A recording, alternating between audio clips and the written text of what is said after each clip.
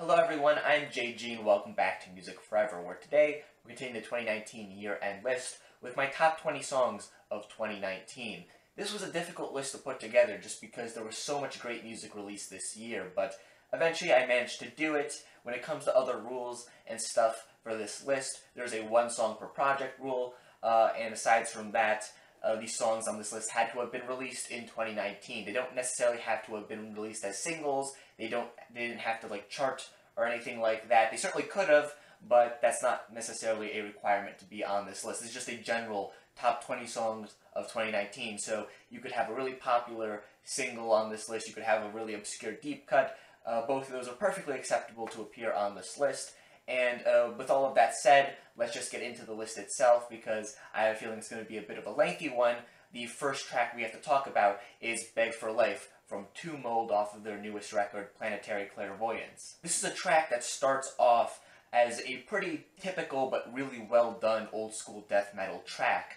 I love the very nasty sound that this song has going for it. The vocals on this thing sound disgusting in the best way possible. The riffs on this thing are fantastic. The first part of the song really isn't doing anything super new for death metal as a whole. However, the performances on this thing are just so fantastic, and the sound of this thing is just so great that it almost doesn't even really matter that it's not really doing something super new or innovative, really. It just, kicks a lot of ass, and it's great for that reason alone. But as you move on further into this track, you get to a point where the band does actually start playing around with some new, interesting sounds on it. And there's a portion of this track where you have this very light acoustic instrumental, but the drums are still going just as loud and ferociously as they do in the rest of the track, and you still have those very guttural death metal vocals being growled over this instrumental, and it sounds very strange, but in a very good way.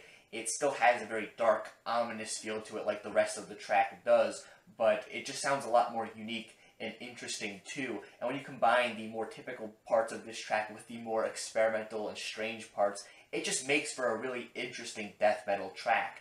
This song pulls off a lot of those old school traits really nicely, but at the same time, it brings a lot of new and cool ideas to the table at the same time. It's just a fantastic death metal track from start to finish. Listen to this if you like death metal, you will certainly enjoy it. Moving on though, the next track on the list is FKA Twigs with Mary Magdalene. This is a track that I think embodies a lot of the strengths of her recent album really nicely. The vocals on this track sound fantastic. The hook to this track is incredibly catchy too, but not necessarily in the way that you may expect from a pop song. I feel this track's sound overall is one that's a lot more low-key, but even though that is the case, the hook to this thing is still incredibly infectious, even if necessarily on the first listen you don't really feel like that will be the case going forward. This is the kind of song that will be stuck in your head for days or maybe even weeks, and you might not even realize it at first, but yeah, it will be stuck in your head for sure. It's just that memorable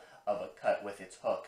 I also really love the instrumental to this track, how kind of stripped back and cold it sounds. It really allows for the vocals on this track to shine and be in the forefront of everything, but at the same time, the instrumental is never really dull or boring either. It serves its purpose perfectly, and it sounds pretty pleasant too. And as for the lyrics on this track, I think they do a fantastic job of tying together the whole Mary Magdalene concept that was running throughout FKA Twigs' most recent album. Really, this track just kind of feels like the centerpiece of that record, both in terms of the sound and in terms of the lyrics, but at the same time, it's not a track that I think you need to listen to necessarily in the context of the record to fully enjoy.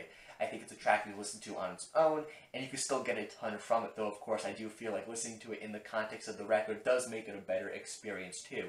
Overall, fantastic performances, fantastic instrumental, fantastic lyrics. Overall, this is a great pop song. Next up on the list, we have Charlemagne's Menagerie with Lavender Sweet.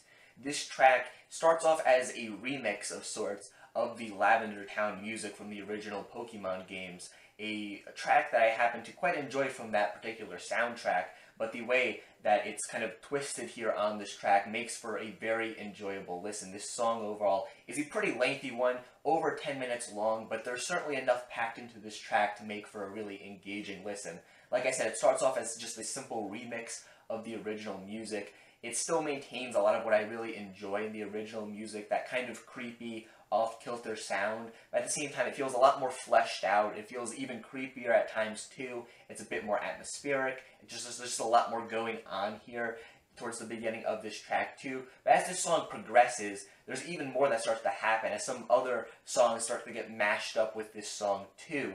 Whether it be the drought music that's from Ruby, Sapphire, and Emerald that pairs up pretty nicely with the Lavender Town music just because both seem to have a very off-kilter kind of shrill sound to them, and they pair up really nicely as a result of this. Or you even get some music from Zelda games too popping up on this thing that also just sounds really nice when mixed in with the core Lavender Town track. Overall, this is a song that as it progresses, it's constantly giving you something new to chew on, and all these songs are kind of pulled into the core track. They pair up really nicely with it too, even though some of these songs are not ones I would typically expect to be paired up with it. The end result that you get is one that just sounds really ominous, really creepy, but really engaging too. Definitely give this track a listen if you have not done so already. It is certainly worth giving your full attention to because there's a lot in this song to really digest and enjoy, especially for fans of the original Lavender track. The Lavender Town song, track, whatever you want to call it. If you like that song, you will certainly like this new remixed and expanded on version of the song. Moving on though, the next track on the list is the Crescendo of Dusk by Panopticon, coming off of the EP of the same name dropped earlier this year from the project. Overall, this is just a really fantastic atmospheric black metal cut that has a lot of what I like about Panopticon packed into its pretty lengthy runtime. But even though this is a really lengthy track, there's a lot going on in it that I really enjoy. And there's not a dull moment across this track's pretty lengthy runtime. The atmosphere of this song is just fantastic. It has that very cold, nature influenced sound that I like to hear from Panopticon. Really, it just feels like the audio equivalent of that artwork that you see on the EP that I think looks beautiful, by the way. It's just a perfect representation of that image, or rather, I guess the image might be a really perfect representation of the sound of this track. I'm not sure exactly which one came first, but it's great regardless of which one came first. The riffs on this thing are really cold, really menacing, dark, but at the same time, there are some, more melodic passages on this thing too that sound somewhat beautiful at times as well, especially towards the very end of this track. Some of the melodic parts done with the guitar towards the end of this thing just sound really great and get stuck in my head too rather easily. The vocals on this track sound fantastic too. They sound otherworldly. Much like with a lot of the other music this project has put out, it almost sounds as if the wilderness itself has kind of come to life and is growling through the presence of this track. It's a fantastic atmospheric black metal cut overall. The atmosphere on this thing is perfect. The performances here are fantastic. The vocals are great too. Overall, if you like black metal, you need to give this a listen. Moving on, next on the list, I have Singalong by Sturgill Simpson. 2019 was a pretty interesting year for Sturgill Simpson, considering he made a shift from country music to rock music on his newest record, and this is primarily why I checked his new record out, considering I'm not the biggest fan of country music out there, but I do quite like rock music, and I found the record to be pretty enjoyable, and this track in particular was a highlight for me, just because ever since I first listened to this album, I've come back to this song in particular over and over and over again, just because it's so much fun, and it's so infectious and catchy too. The hook on this thing is massive, it's anthemic, it's infectious like I said before. The instrumental to this thing is really groovy. It kind of has this throwback sound of sorts to like an older blues rock band, but at the same time does have a slightly modern edge to it at the same time. I like some of the 80s inspired synth moments that occasionally get worked into this track too.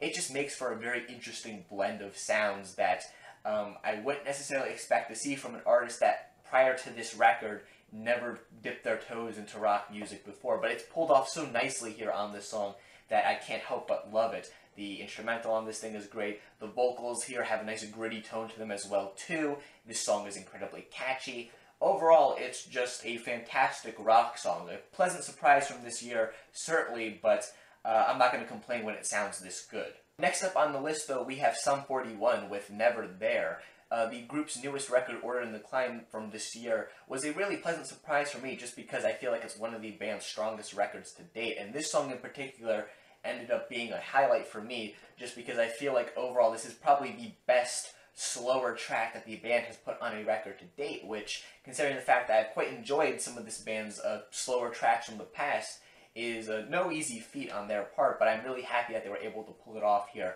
with Never There. The lyrics here on this track describe lead vocalist Derek Whibley's relationship with his father, who he didn't have growing up in his life, and he still doesn't have in his life, and this track, essentially through the lyrics, is him reflecting on this and their relationship. The lyrics on this thing are very heartfelt, very touching, and really well put together too. I feel like they're primarily what puts this song a step above some of the band's other slower tracks, because while a lot of those other tracks do have emotional lyrics to them as well, I don't think they reach the highs that this track does, just because what's being talked about here on this song is so personal to Derek, and it comes across very clearly in the lyrics on this thing too. It's just the kind of track that I feel like no one else would write exactly like this, and I'm just really happy to have gotten it from the band as a result. The instrumental to this track is pretty great too, starting off pretty slow and stripped back, but kind of progressing to be a bit fuller sounding as the song goes along. A pretty typical format for songs like this, but it's pulled off really nicely on this song, so I don't really have any complaints with that.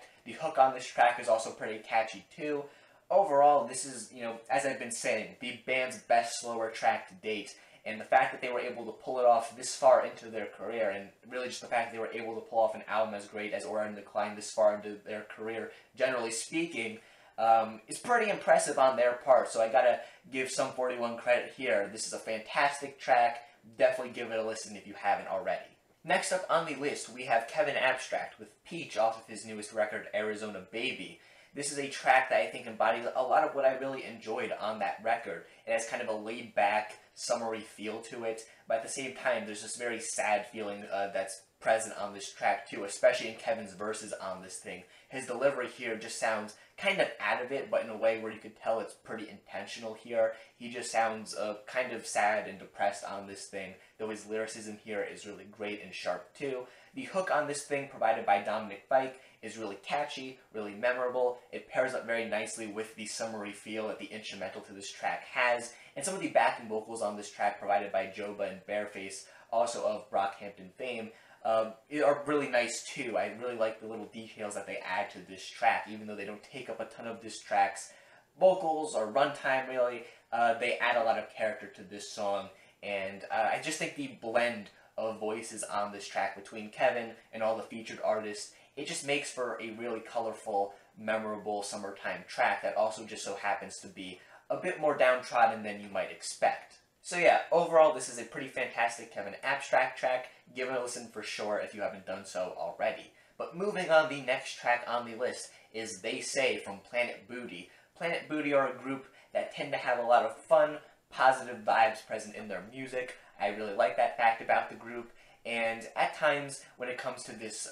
general feeling they have in their music, they'll maybe play it towards a more comedic angle, or at times maybe just towards a really fun angle. But here on They Say, the band decides to get a bit more serious with some of their lyrics while still maintaining that really positive vibe to it. The group essentially talking about the things that maybe, the older generation might say to the younger generation, kind of looking down on them, stuff like that. Kind of talking about the things that, they say, hence the title of the song, and kind of rejecting those things and kind of saying that they're going to be just fine doing what they're doing, still maintaining that very positive vibe that the band pulls off really nicely, but framing it in a bit more of a serious context. The instrumental on this thing is still really funky and fun sounding, much like a lot of the other instrumentals in the band's catalog. The vocals here are nicely done. The hook on this thing is still really catchy too.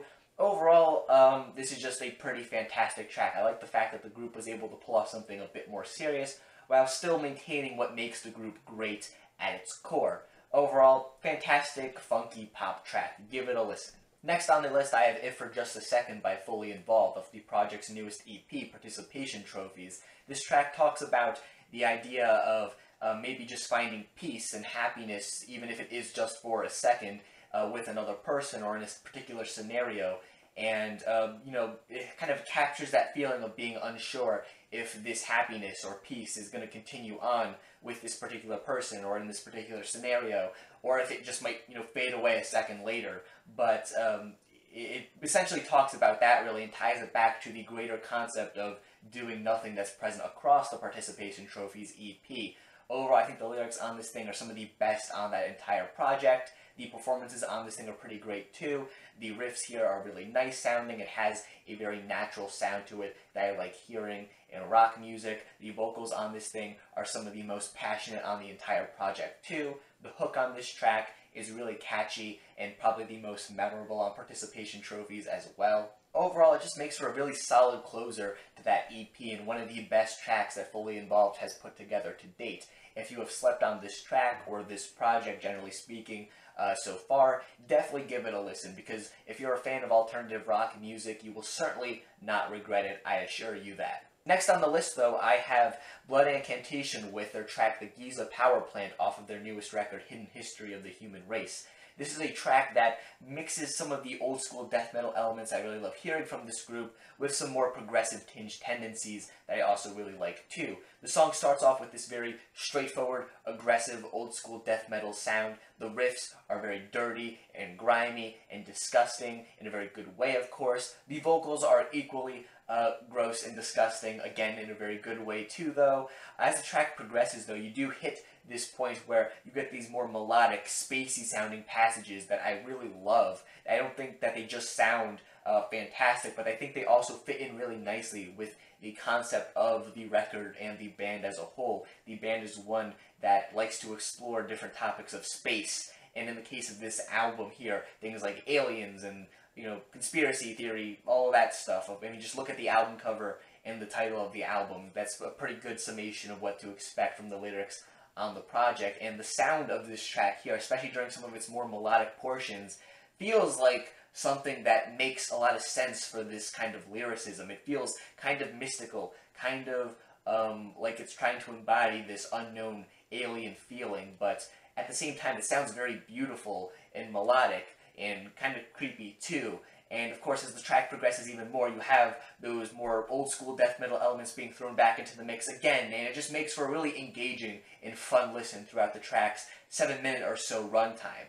Overall, another fantastic death metal cut from this year. Definitely give it a listen if you like this kind of music. Moving on, we enter the top 10 of the list with JPEG Mafia's Jesus Forgive Me, I Am a Thought. This track is one that pulls together a lot of what I like in JPEG Mafia's music while also trying out some new things too. It still maintains that very glitchy, noisy sound. JPEG Mafia's delivery on parts of this track is still very aggressive and in your face. The personality on display here in the lyrics is still very quirky and JPEG Mafia in nature, I guess would be the best way to put it. But at the same time, the vibe of this track is one that feels a bit airier, a bit more laid back in some regards too.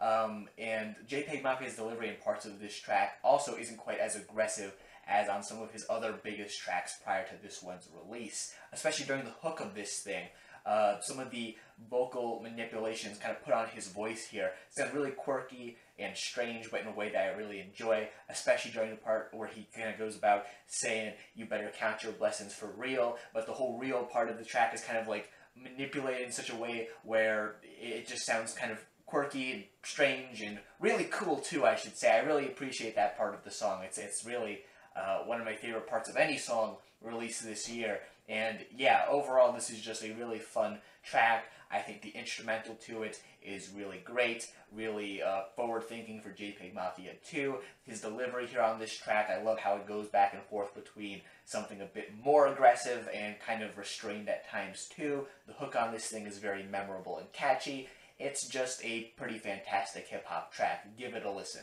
Next up on the list, I have Ninja Sex Party with the Mystic Crystal. This is a 10-minute plus epic multi-part comedy rock track from the group that is a really nice step forward for them, honestly. I love how this group has consistently tried to do new things with their sound, and here on this track, I feel like they're combining some of the progressive tendencies that they showed before on the track 6969 off of their Attitude City record, which was also a multi-part comedy epic, but they're now mixing that with the fuller rock instrumentation that was present thanks to TWRP's involvement on their last record, Cool Patrol. Here on this track, they're also making an appearance here for the backing band, and they add a lot of that same character to this track, but unlike some of the band's earliest material where I felt like the jokes were kind of the center of the song, and unlike Cool Patrol where I felt like the comedy kind of took a little bit more of a backseat compared to some of the instrumentals. I feel like the band strikes a really nice balance here on this track, having both really fleshed out,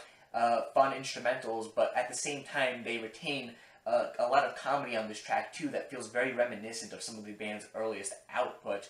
The jokes on this thing are consistently funny. I like the story that the group tells across this track involving the Mystic Crystal. It just feels very Ninja Sex Party in nature with how it kind of progresses throughout the song's story. The instrumental on this thing is great. TWRP's involvement is great. Really, there's not a dull moment on this thing again, even though it's a really lengthy song. I'm just really happy to see that they were able to pull off something so daring here on this track, because I think it worked out really nicely for them, and I'm hoping that going forward we're going to see more really forward-thinking stuff from Ninja Sex Party, because overall this is a really fantastic track from them, one of my favorites, dare I say, to date. Next up on the list, I have Self-Immolate by King Gizzard and the Lizard Wizard, coming off of the second record they dropped this year, Infest the Rat's Nest.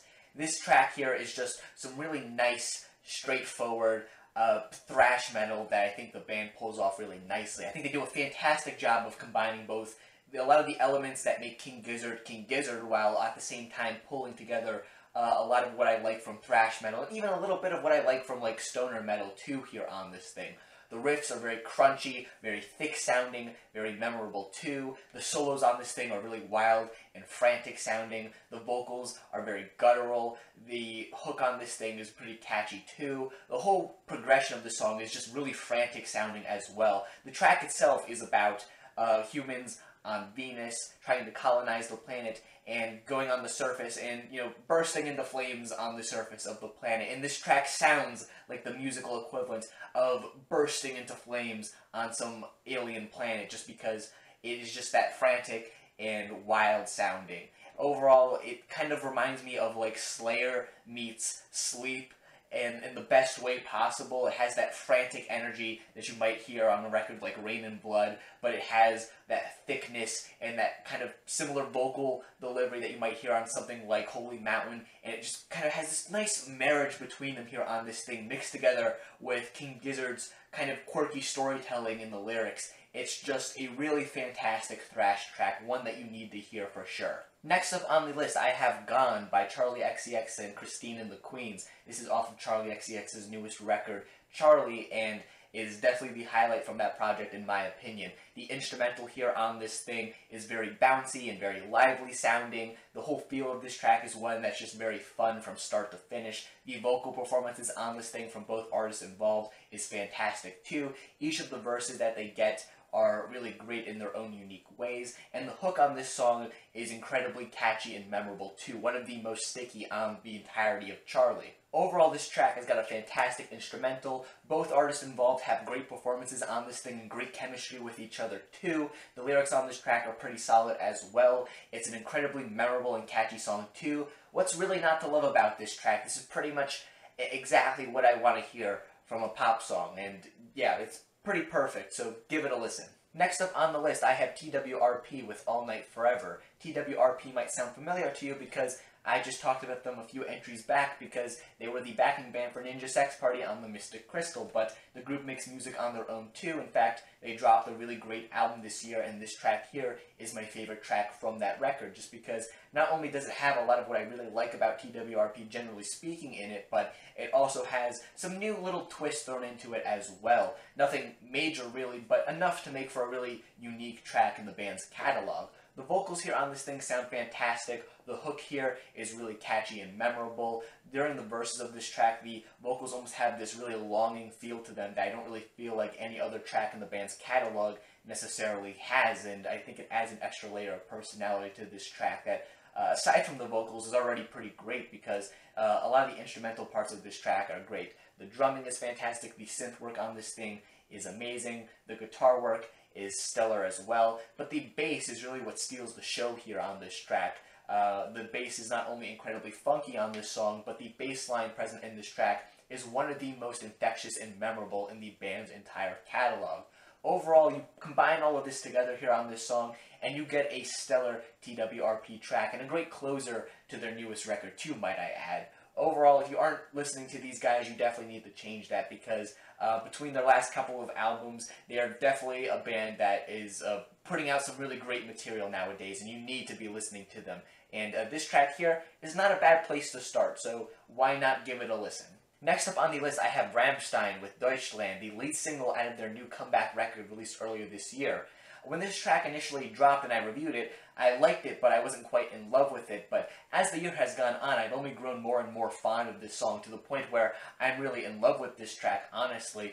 There's nothing about it I really dislike. Overall, the band isn't doing anything super new here on this song, but that doesn't really even matter here on this track, just because all the performances are so tight and well performed, and the band just feels so in sync with each other here on this thing. It just makes for a fantastic song from start to finish. The instrumental to this thing is fantastic. I love the driving riffs on this thing. The guitar parts here are fantastic sounding. The drums are pummeling too. I love the synth work on this thing, especially towards the start of this track, where you kind of get that lone synth work by itself before all the other heavier instrumentation kind of comes in to kick your butt. It's just a really cool moment on this track. The vocals here are also very powerful sounding. The hook on this track is incredibly catchy too. The lyrics talking about the band and their relationship with their home country of Germany is also one that's very interesting as well.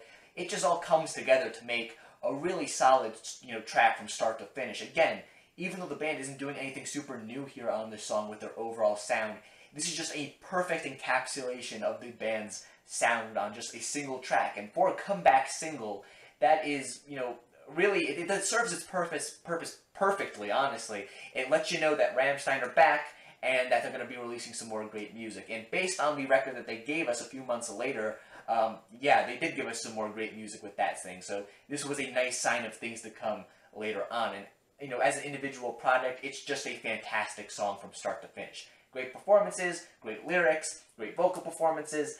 A great song. Give it a listen if you haven't already, because it is fantastic.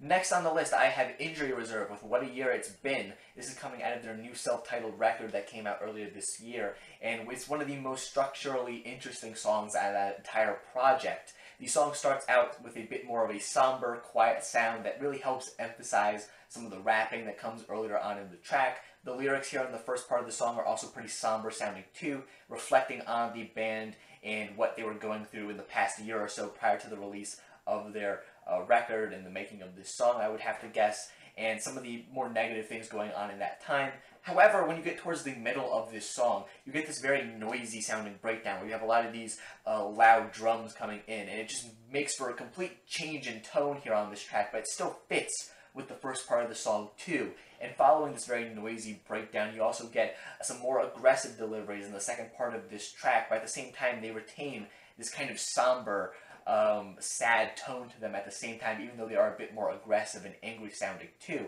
And then towards the very, very end of this track, you also have some manipulated singing going on too, that makes for a very quiet outro to this track yet again. The song is almost like a thunderstorm of sorts, where you kind of have this quiet before the storm, and then you get the storm itself, and it's very loud and rambunctious, and then it kind of quiets itself out again towards the end.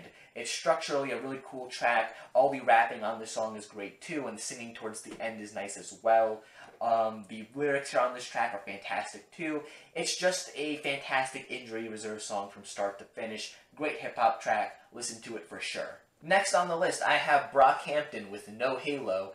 This is the first track off the band's newest release, Ginger, and overall it is a fantastic cut, one of the best from the group so far. And if you know how big a fan I am of these guys, that compliment does not come lightly from me, considering the band has a lot of really great songs out there, but this still feels like one of the best that they've put out to date. The lyrics here on this thing are fantastic. I feel like it's a good encapsulation of a lot of the topics that are discussed on Ginger as a whole. Topics of finding peace, being uncertain of the future, just reflecting on those topics too. And each member of the group here on this track brings their own nice, unique perspective on these topics too when they pop up here on the track. And each member of the group has fantastic flows here on this track too, or singing if that's what they choose to do.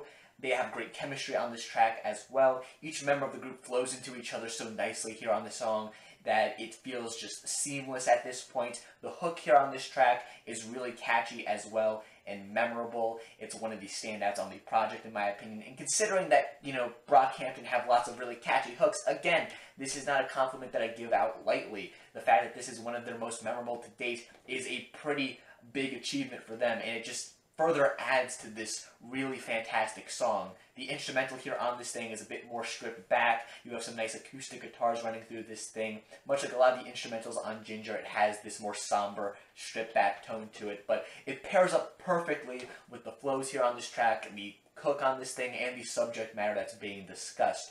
Overall, fantastic verses, fantastic lyrics, a fantastic hook, a great instrumental too. There's nothing to not love about this song, and again, it's one of Brockhampton's best to date, which, again, is a pretty big achievement to reach, but yeah, it's just a fantastic song from start to finish. You need to hear this track, it is fantastic. Moving on, though, the next track on the list is Clipping with Blood of the Fang, a fantastic cut off their new fantastic record, There Existed an Addiction to Blood. Blood of the Fang is a track that really embodies a lot of what I like in that record. The production here is very glitchy and noisy sounding. The flow here on this track is ferocious, it is speedy, it is just fantastic sounding overall. The lyrics here on this track are really great too. Once again, much like a lot of it There Existed an Addiction to Blood, it combines a lot of the elements of B-horror and things like that with real social and political issues that it wants to discuss. And the marriage between these two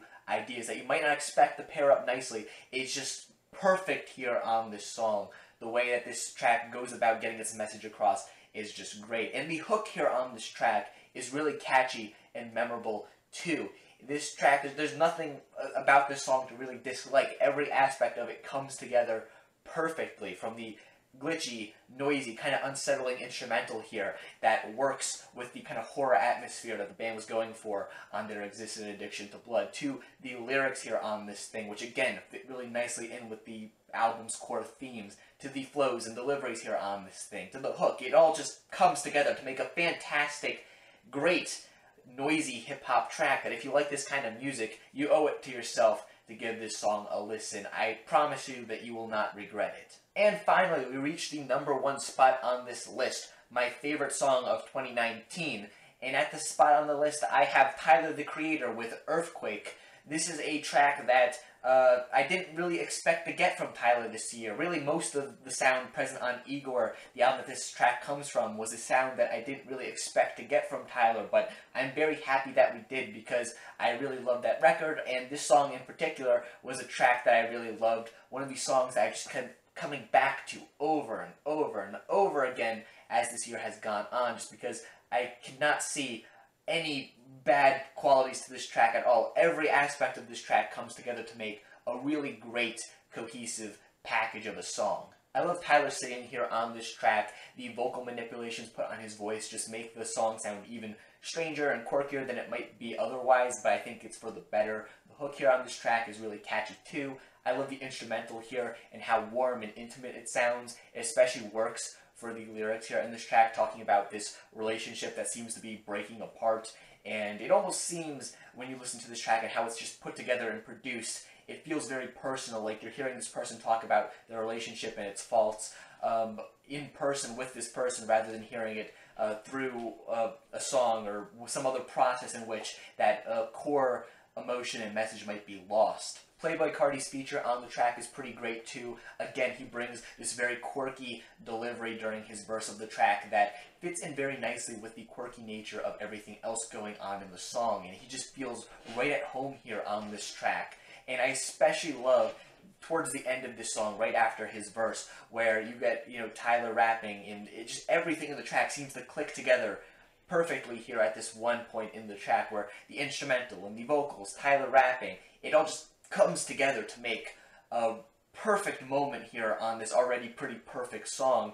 And yeah, Tyler's rapping towards the end of this track sounds really great. Again, the lyrics, fantastic.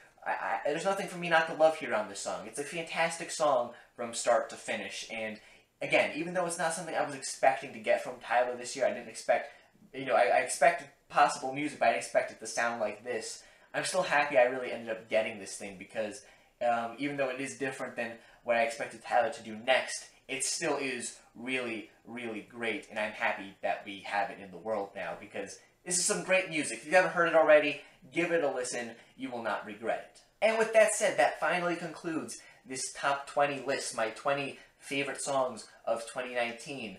Again, this is just my own personal opinion, so if you happen to disagree with anything I said here, that's perfectly fine. Feel free to leave your own list or your own thoughts on these songs in the comment section down below. Also in the description down below, I'm going to have 2 Spotify playlists linked there. One is literally just going to be this list, so you can listen through it if you want. The other is a more general playlist of songs I loved from 2019, and that list isn't constricted to some of the other rules I have on this list. You know, there's multiple songs from a single artist on that list. There's other tracks on there that I love as well. It just didn't happen to make the cut. Consider all the songs on that playlist that didn't make the cut to be honorable mention. It's a pretty lengthy playlist. It should last you a while if you're looking for some new good music from 2019 that you haven't heard. So give that a listen to if you haven't listened to it already.